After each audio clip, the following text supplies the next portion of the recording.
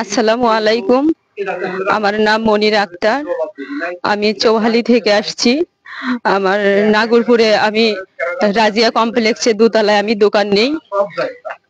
আর রুবেল নামের ছেলেটা নিচতলায় দোকান নেয়। ওইখান থেকে আমার ওনার পরিচয় হয়ে ওনা আমাকে বিভিন্ন রকম ভাবে বুঝায়, আমার দোকানে আসা যাওয়া করে তারপরে আমাকে বলে তোমার নাম্বারটা দাও। পরে আমার নাম্বারটা আমি দেই। দেওয়ার পরে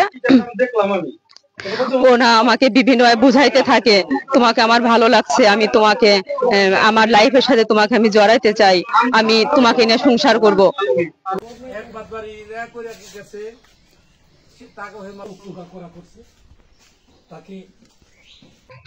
আসসালামু আলাইকুম। আমি চৌহালি থেকে আসছি আমার স্বামীর দাবিতে। আমার স্বামী আমাকে বিয়ে করেছে। আমি আপনাদের কাছে একটাই দাবি, আমার স্বামী আমাকে কাবিন করে স্বীকৃতি দিয়ে সে আমাকে নিয়ে সংসার করবে, এটাই আপনাদের কাছে আমার দাবি। আমার জীবনের সমস্ত কিছু সে শেষ করে দিছে। আজ আমাকে সমাজ থেকে আজ আমাকে খারাপ বলা হচ্ছে, কিন্তু আসলে আমি খারাপ মেয়ে না।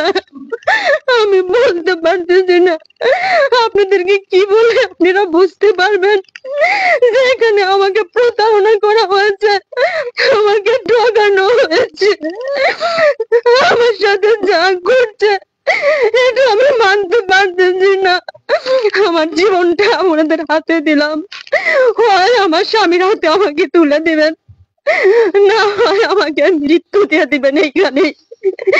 এটাই আপনাদের কাছে আমার দাবি। আমি আর কি বলবো।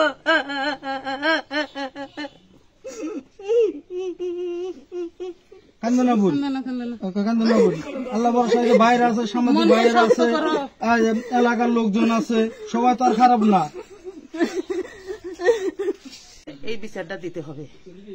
সে কেন একটা মেয়েকে এই প্রতারণা করলো, আইন অমান্য করে বিয়ে করলো, তার চলন্ত সংসার ধ্বংস করছে, তার বিয়ের স্বামীকে ডিভোর্স করেছে সাথে থেকে গাজীপুর হেড অফিসে। আর এই মেয়েটা যে আসছে, এই মেয়েটা কেউ এখানে আসছে, এখানে তো আরো বাড়ি আছে। এদের যে ব্যবহারটা আমি দেখলাম, এটা জানোয়ারের মতন ব্যবহার এদের। এরা মানুষের কাতারে পড়ে না। এদেশে কি কোনো বিচার নাই? একজন অসহায় মেয়ের কি কোনো বিচার নাই এদেশে? আর এই মেয়েটা তো অন্য কেউ বাসায় তো যায় না, এখানে কেন আসছে? ওই মেয়েটা আমাকে একটা গালি দিচ্ছে আমাকে। এটা কি মানুষের কাতারে পড়ে না? আমার তো মনে হয় মানুষের কাতারে পড়ে না। আর এই সমাজে শিক্ষিত লোক আছে কিনা আমি জানি না, ও তো বই পড়া শিক্ষিত এরে। কিন্তু এদের আমার মনে হয় এদের মূলত প্রাতিষ্ঠানিক জ্ঞান হতে থাকতে পারে, কিন্তু আমার মনে হয় পারিবারিক শিক্ষা পায় নাই। এদের কোনো পারিবারিক শিক্ষা নাই আমি যা দেখলাম। তো যা হোক, এখানে আপনার মিডিয়ার লোকজন আসছেন, আইন প্রশাসন আছেন, আমরা আইনের প্রতি আমরা শ্রদ্ধাশীল। এখন আপনারা আছেন, মিডিয়ার লোকজন আছেন। এই দুঃখী মেয়েটার আপনারা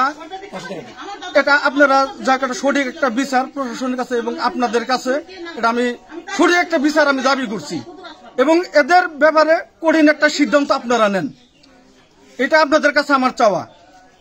আমি একজন প্রতিনিধি হিসাবে, আমি একজন সমাজসেবক, মানুষের পাশে আমি থাকি। তবে আমি এখানে এসে আমি খুব লজ্জিত। আমার লাইফে আমি এই ঘটনাটা আমি দেখি নাই আজ পর্যন্ত। একটা মানুষের বাড়িতে আসলে এইরকম আচার আচরণ করে, এটা আমি দেখি না আজ পর্যন্ত। আজকে এই জায়গায় এসে আমি দেখলাম আমি।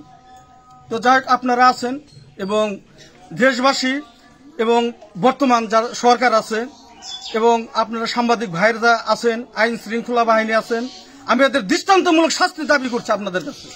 Thank you.